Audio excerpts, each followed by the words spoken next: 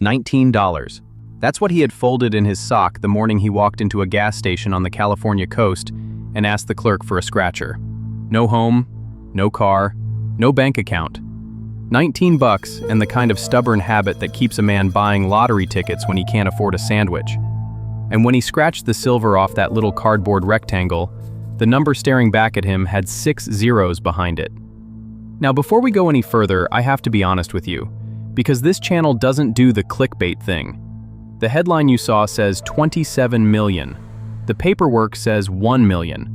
And that gap between what the internet wants the story to be and what actually happened on the ground, that's where the real story lives. The man's name is Willis.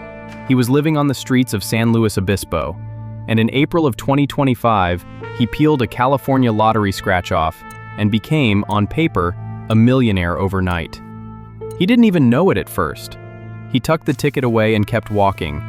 Let me set the scene properly, because most channels skip this part and jump straight to the money shot. San Luis Obispo is not Los Angeles. It's not Vegas. It's a mid-sized town halfway up the California coast. Tourists in the summer, students the rest of the year, and a homeless population the city has been arguing about for the better part of a decade. Willis was part of that population. Not for a week, not for a month, for years. Sleeping rough, moving between shelters and the sidewalk, doing what people in his situation do. Surviving one day at a time, one meal at a time, $1 at a time. And here's the first thing that hits different about this story. Willis wasn't playing the lottery because he thought he'd get rich. He was playing because it was ritual. $1 here, $2 there, whenever someone handed him change or he collected enough recycling. Ask anyone who's worked with the unhoused community.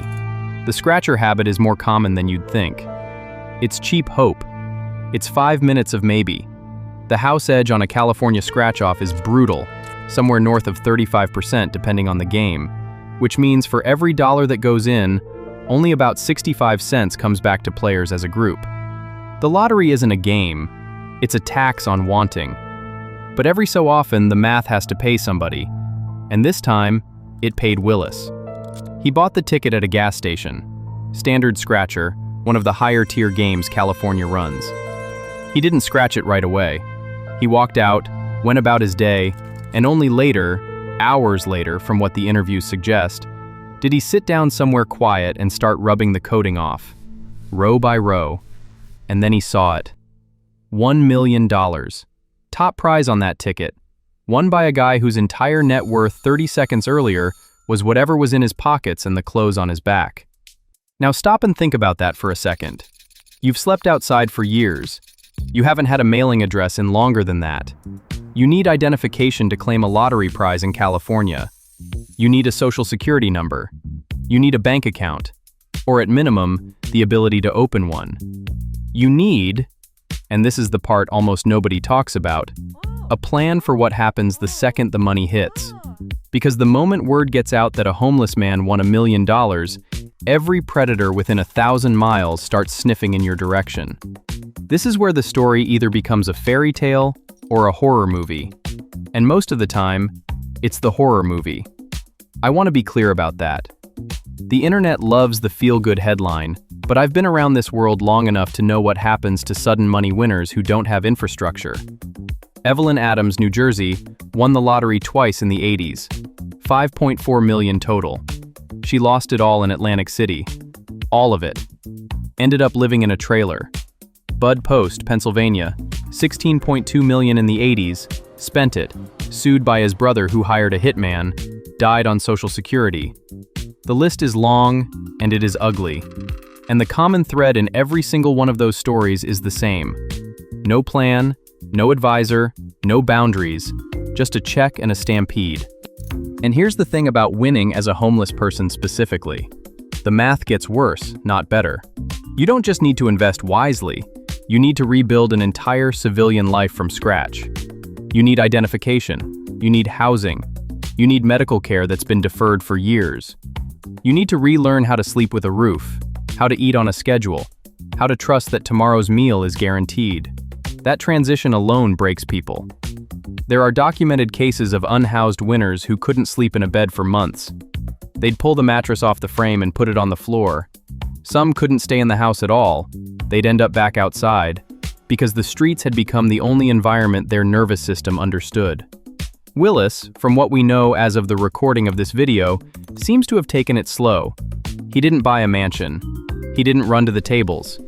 His stated plan, according to the reporting, was simple. A car, a place to live, a fresh start.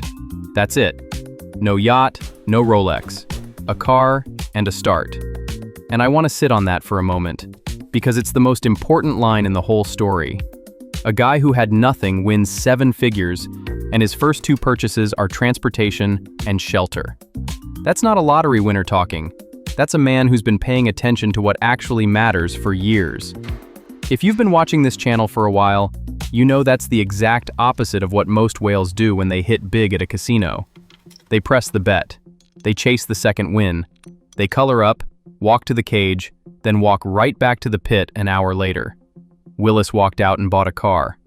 Quick honest aside, because a lot of you write in asking the same thing every time I cover one of these.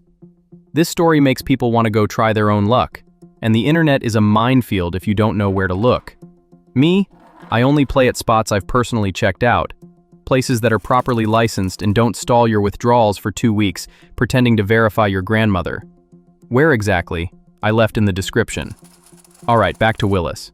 Because now we have to talk about the taxes, and this is where the million turns into something a lot smaller very quickly. California doesn't tax state lottery winnings at the state level. That's one of the few breaks winners get out there. But the federal government absolutely does. Federal withholding on a prize that size runs 24% right off the top.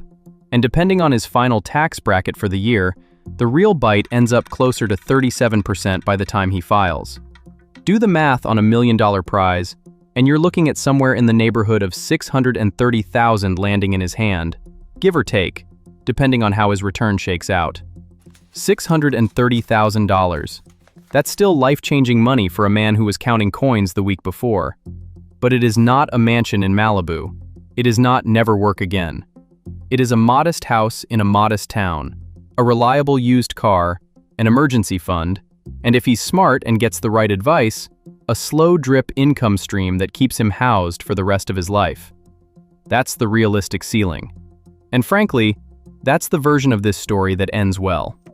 Here's where I have to push back on the 27 million headline you probably clicked on, because I promised you honesty. There's no verified $27 million homeless jackpot on record from 2025. That number floats around the internet because it makes a better thumbnail. The actual verified case, the one with the police report, the Lottery Commission press release, the local news footage, that's the $1 million scratcher out of San Luis Obispo. Everything above that number is either a different story bolted onto this one, or straight up invention. And I'd rather tell you the true million than the fake 27, because the true million is actually the more interesting story. It's the one you can learn from. So what's the takeaway here for anyone watching who's ever bought a scratcher and daydreamed? A couple of things, and I want to be specific. First, the odds on a top prize California scratcher at that price tier are roughly 1 in several million per ticket, depending on the specific game. You are statistically more likely to be struck by lightning twice than to hit that top prize. Not once, twice. If you're playing to get rich, you're not playing, you're donating. Second, the winners who survive their windfall almost always share 3 habits. They take the lump sum, they hire a fiduciary advisor within the first week, and they tell nobody outside their immediate circle for at least the first month. Every study of lottery winner outcomes points at the same conclusion. The ones who go public fast and spend fast are the ones who end up back where they started, or worse, within 5 to 7 years. About 70% of major lottery winners are broke within that window. 70%. Let that sink in. Third, and this is the one I care about most, a windfall does not fix the problems that got you where you were. If Willis had underlying issues before the ticket, and most people in long-term homelessness are dealing with something serious, whether it's mental health, substance use, medical debt, family trauma, or all of the above, none of that vanishes when the check clears. The money buys you the ability to address it. It doesn't address it for you. Which is why the smart move, the one Willis seems to be making, is to move slow.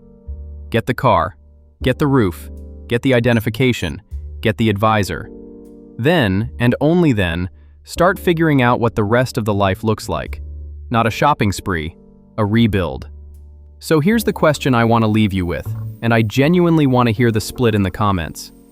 If you found yourself in Willis's shoes tomorrow morning, years on the street, one scratcher in your pocket, $1 million ticket you weren't expecting, do you take the lump sum and disappear quietly? Or do you take the annuity and let the state pay you out over the next 20 years so you can't ruin it in one bad night? There's no right answer. There's your answer. Tell me which one you'd pick and why. If this kind of breakdown is what you come here for, you already know what to do. I'll see you on the next one.